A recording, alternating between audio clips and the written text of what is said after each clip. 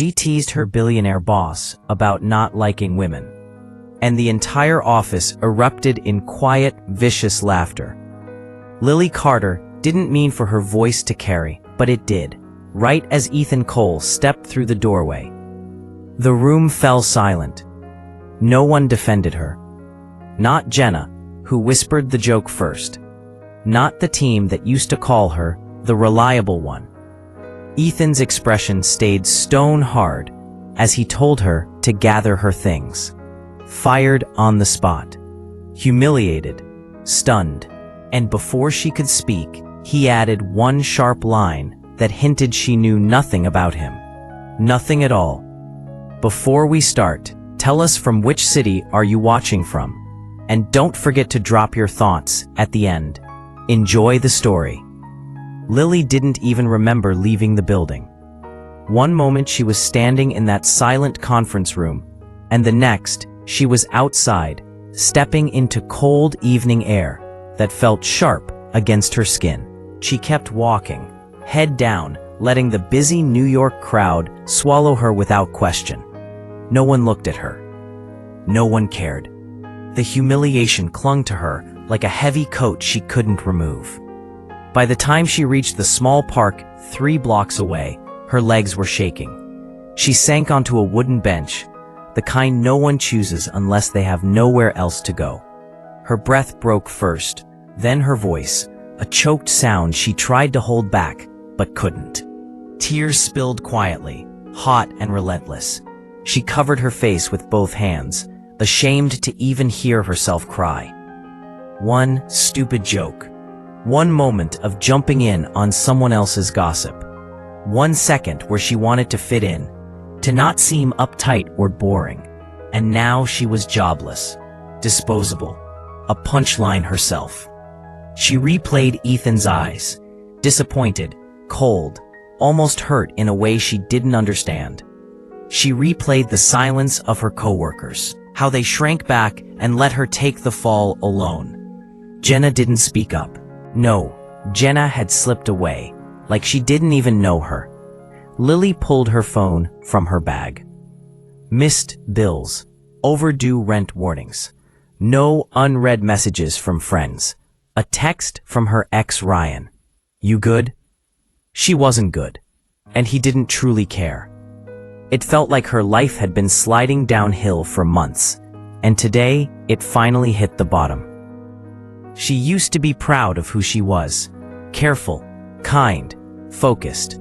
But somewhere along the way, she'd lost that version of herself, bit by bit, until she barely recognized the person sitting on this cold bench. Something had to change, and it had to start now. The next morning, Lily woke to silence. No office buzz, no calendar alerts, no reason to put on the blazer, still hanging over her chair. She lay in bed for a long moment, staring at the ceiling, hoping the previous day had been some twisted dream. Pit in her stomach told the truth. Her savings were low. Her rent was due in 12 days. And the city didn't slow down just because she'd made a fool of herself. She pushed herself up, opened her laptop, and began browsing job listings. Assistant roles, coordinator roles, anything. But the thought of Ethan's inevitable reference, cold, direct, honest, made her stomach tighten. She imagined recruiters asking why she'd left such a prestigious firm. She imagined them digging for the story. She imagined herself lying, sweating, stumbling through excuses. She applied anyway. Within hours, the rejection emails started. We've moved forward with other candidates. Your experience is impressive, but the polite wording didn't soften the blow. By noon, she was standing in line at a temp agency, surrounded by people who looked just as overwhelmed as she felt. When the clerk handed her a list of short-term gigs, the jobs felt like a downgrade from everything she'd worked for.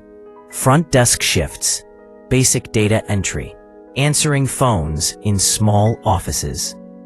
She took the first available slot, a single-day reception job, and told herself she should be grateful for anything. She wasn't, but she needed it. Her friends didn't reach out. Jenna never texted. On social media, former coworkers posted photos from new team lunches, expensive client events, smiling like nothing had happened. Lily scrolled through them until her chest hurt. She felt small, like she had disappeared from their world entirely. That night, sitting at her cramped kitchen table, she opened a blank notebook. She didn't plan to write anything deep, just a list, maybe. But when the pen touched the page, the truth poured out. I've become someone I don't respect. Her handwriting trembled. I want to be better. She hesitated, then wrote one more line. Tomorrow, I'll try. She didn't know what try would look like. She only knew she couldn't stay who she was. So when she found a flyer for a free career workshop at a community center, part of her doubted it would help. But another part whispered, this might be the small step she needed. And for the first time in months, she chose to listen to that smaller voice. Lily almost turned around when she reached the community center. The building was old, the lights dim, the chairs mismatched. It felt like a place people came when they'd run out of options. Maybe that was exactly why she belonged there. A small group gathered around a woman setting up a projector. She looked nothing like the corporate leaders Lily had worked under. No designer suit, no sharp heels, no chilly expression. Just soft curls pulled into a clip, simple clothes, and a calm presence that somehow filled the room without trying. Hi there, the woman said as Lily hovered near the back. I'm Maya Brooks. You're welcome to sit anywhere. Her voice was warm, steady in a way that made Lily's chest tighten. It had been a long time since she heard kindness without strings. The workshop started with Maya speaking about rebuilding after setbacks, job loss, burnout, public embarrassment. Lily's heart clenched at those words. It felt like Maya was talking directly to her, exposing every raw, shaky part she'd been trying to hide. After the session, while others drifted out, Lily stayed behind. She hadn't meant to talk. She just stood there, unsure what to do next, until Maya approached gently. Rough week? Maya asked. The question cracked something open. Lily found herself admitting she'd been fired for a joke she didn't even believe in, that she'd repeated someone else's words just to fit in. As she spoke, she expected judgment, maybe a raised eyebrow, maybe that distant look she always saw in Ethan's eyes. But Maya only nodded, like she'd heard stories like this before. One mistake doesn't define you, she said, but what you do now does. Lily swallowed hard, trying not to cry again. I don't know who I'm becoming lately. It's like I drifted into someone I don't even like. That happens, Maya said, especially in places where people compete by tearing each other down. You don't have to go back to that. Something about her tone, matter of fact, not pitying, held Lily steady. This might be forward, Maya added, but I run a small consulting startup. We help businesses with communication and operations. I could use someone detail-oriented. It's part-time to start, not glamorous. But if you're willing to learn, we can build something good. Lily blinked, stunned that anyone saw potential in her right now. Maya extended a simple business card. Think about it. Lily took it. For the first time since losing her job, the world didn't feel like it was closing in. It felt, barely, quietly, like a door had opened. Maya's office was small. One room, 2 desks, a coffee machine that groaned every time it brewed. But it became the place where Lily slowly rebuilt herself. On her first day, she sat at the second desk with shaky hands, staring at the simple list Maya had given her. Answer client emails, organize schedules, update project notes. None of it was complicated, yet her chest felt tight with fear of failing again.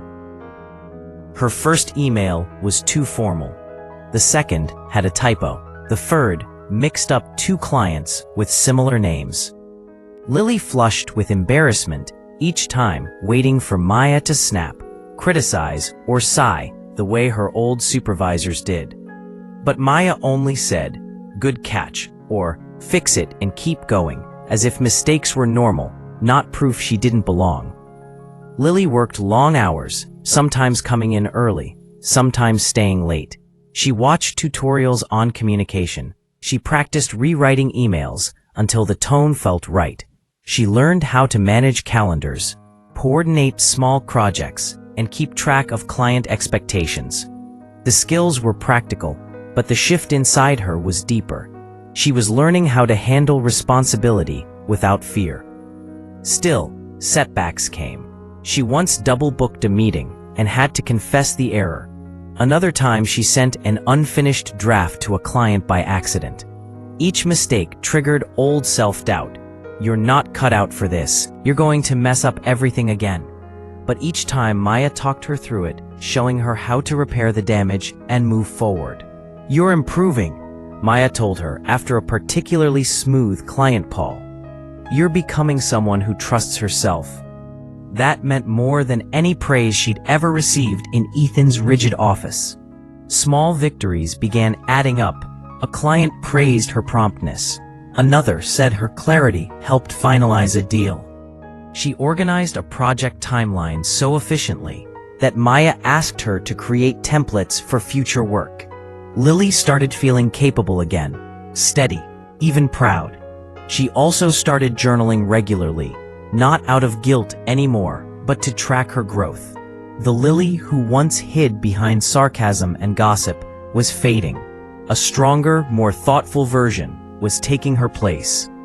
And one day, when Maya handed her a new responsibility, a small leadership role on a client project, Lily didn't panic. She breathed. She nodded.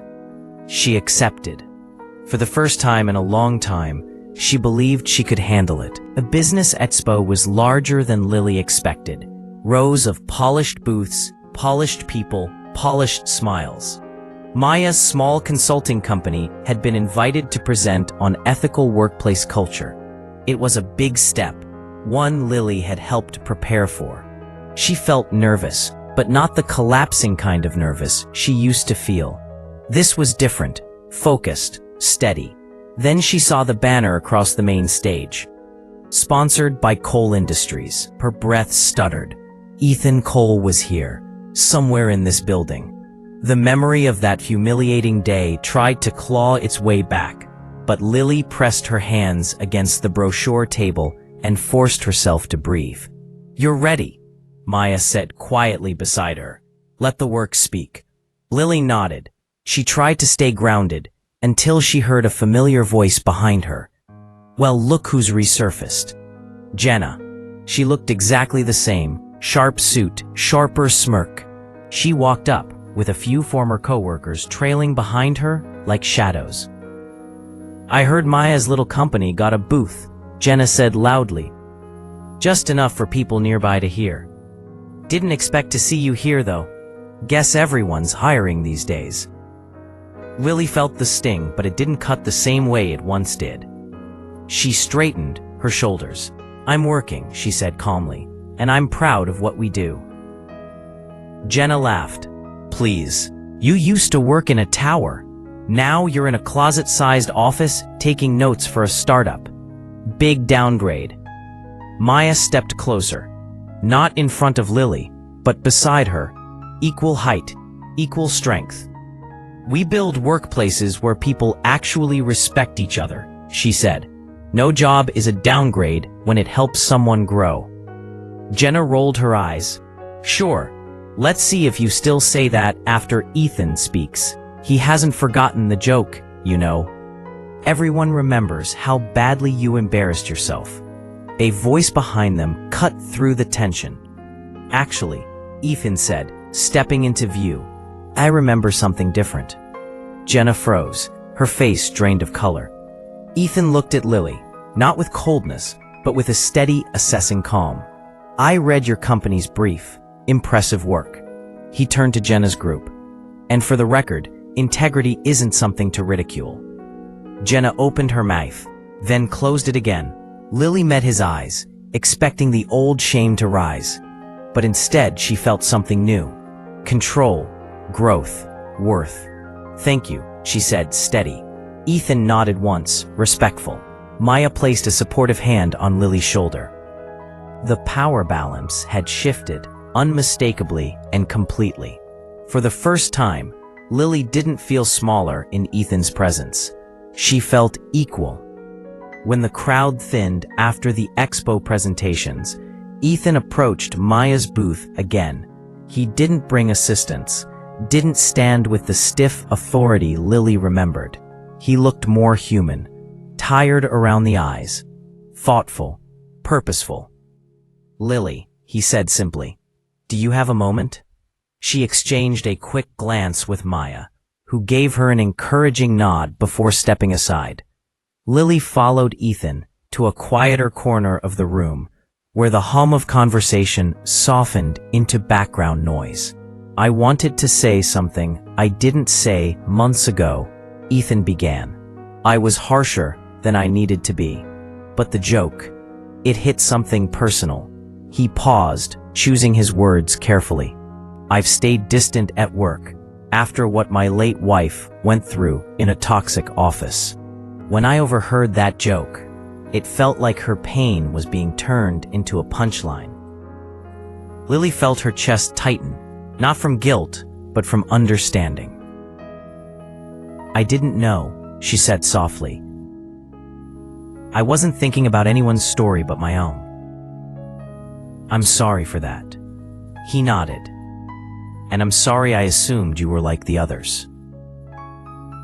Today proved otherwise. There was no tension between them now, just two people acknowledging an old wound and the growth that followed. "I saw your presentation," he continued. "Your confidence, your clarity. You've built yourself back in a way most people never try to."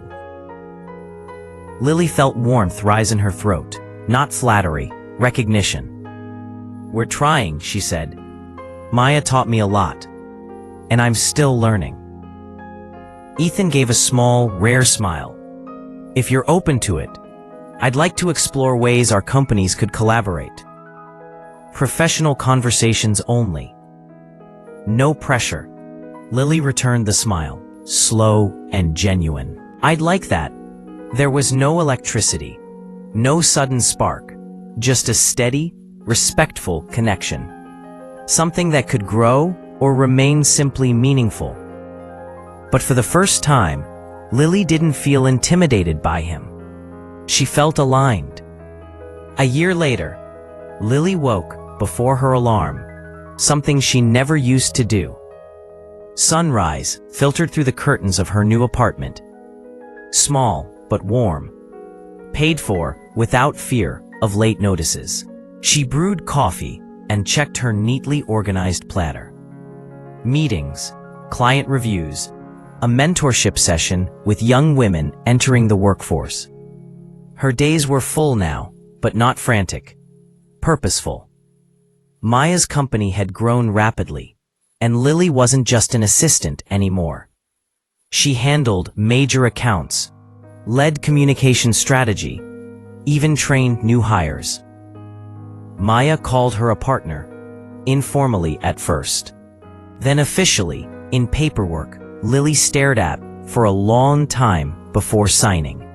She had become someone people relied on, not someone who tried to impress the wrong crowd. Her confidence no longer felt like an act. It lived in the way she spoke at client conferences, the way she set boundaries kindly but firmly, the way she no longer apologized for existing. Therapy sessions, late-night journaling, and honest conversations had rebuilt parts of her she once thought were permanently damaged. She had community now, a small, tight group of coworkers who cared about each other's well-being more than office politics. They celebrated wins together, supported each other's setbacks, and created a culture of respect she once believed didn't exist. Financial independence came slowly but steadily. She had savings, a retirement plan, a sense of safety she'd long lived without. She no longer checked her bank app with dread. Ethan remained in her life as a professional ally. They met occasionally over coffee or in meeting rooms to discuss workplace ethics projects his company wanted to implement. Their conversations were thoughtful, grounded, no lingering awkwardness from the past. Only understanding, mutual respect, and a quiet, steady warmth that neither pushed beyond its natural pace. Sometimes, Lily would pass her old office building on the way to a client meeting. She didn't look away anymore. The tower that once felt like a monument to her failure now felt like a distant memory. One chapter in a much larger story. She wasn't the woman who made a careless joke to fit in. She wasn't the woman who cried alone on a park bench. She wasn't even the woman who begged for validation from people who never cared. She had rebuilt herself completely, and for the first time, she felt like she was exactly where she was meant to be. The invitation came unexpectedly. A joint event between Maya's consulting firm and Coal Industries, hosted in the same high-rise where Lily had once been fired. She hesitated when she saw the address. Walking into that building again felt like stepping into an old bruise. But she wasn't the same woman anymore, and avoiding the past wasn't growth.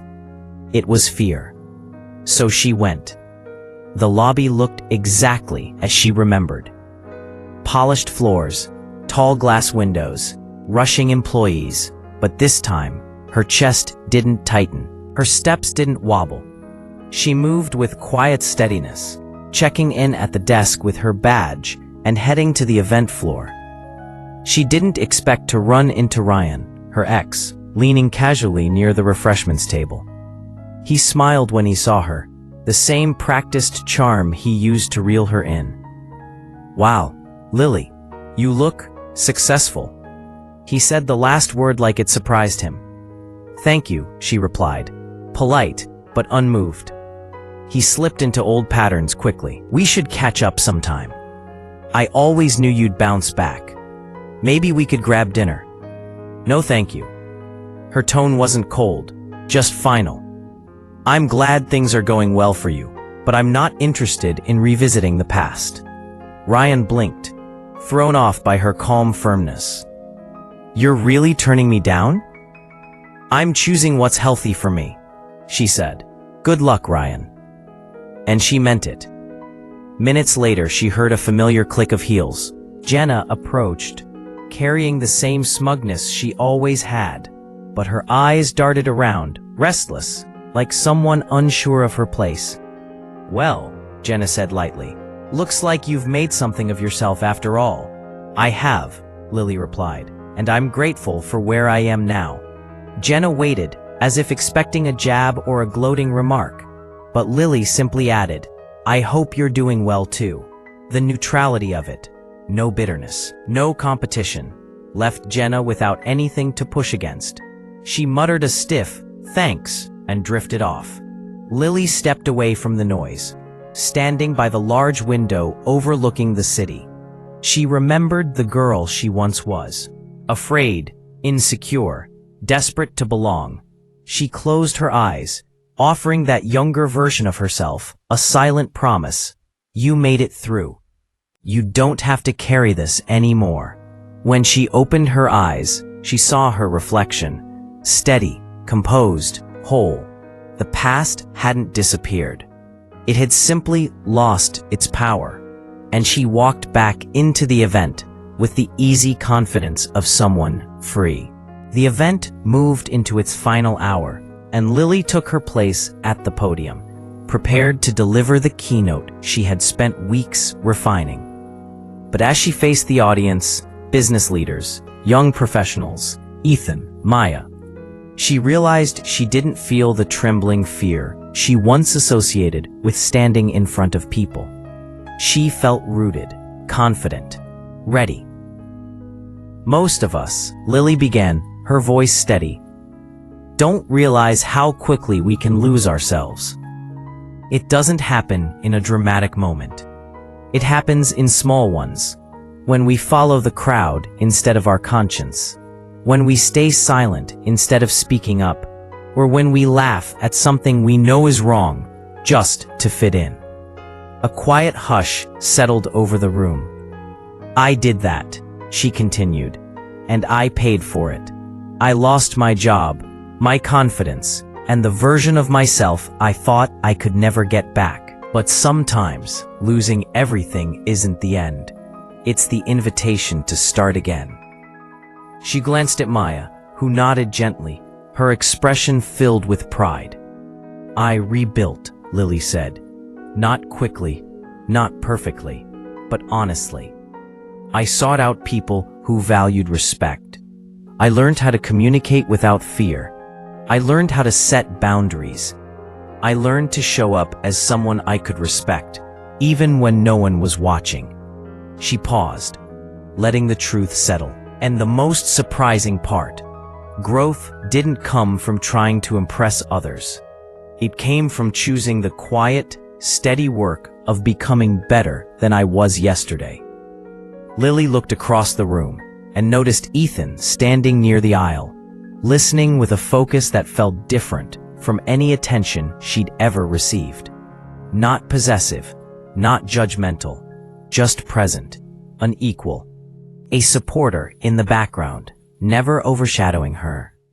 She continued, every person in this room will face moments where your integrity is tested, where you feel small, where you think you've ruined your future. I'm here to tell you, your worst moment does not define you. What you do after it does. When she ended her speech, the applause rose slowly, then built into something strong and wholehearted. Lily stepped back, breathless but peaceful. She didn't need validation, but something about the genuine warmth in the room reminded her how far she had come. After the talk, Ethan approached her with his hands in his pockets, a quiet smile on his face. You've transformed, he said softly, not into someone new, but into the person you were meant to be. Lily felt gratitude, not flustered emotion. Thank you, she said. And thank you for being honest back then. I needed the truth, even when it hurt. He nodded. If you ever want to collaborate more closely, my door is open. No pressure. Just possibility. Possibility. It was the perfect word. She wasn't rushing into romance, wasn't clinging to old patterns, but she could feel something gentle and steady forming, built on respect, on timing, on the people they had each become. That night, as she walked out of the building and into the cool evening air, she felt no weight from her past, only momentum toward her future. She had rebuilt her life piece by piece, and now she was ready to live it fully. Because sometimes, the moment that breaks you is the same moment that frees you if you choose to rise. If this story made you pause, reflect, or feel a shift inside, remember, growth often begins at our lowest point. Thank you for listening and sharing this moment. If you'd like more stories that lift, challenge, and inspire, subscribe, leave a comment, and watch the next video here on Echoes of Hope.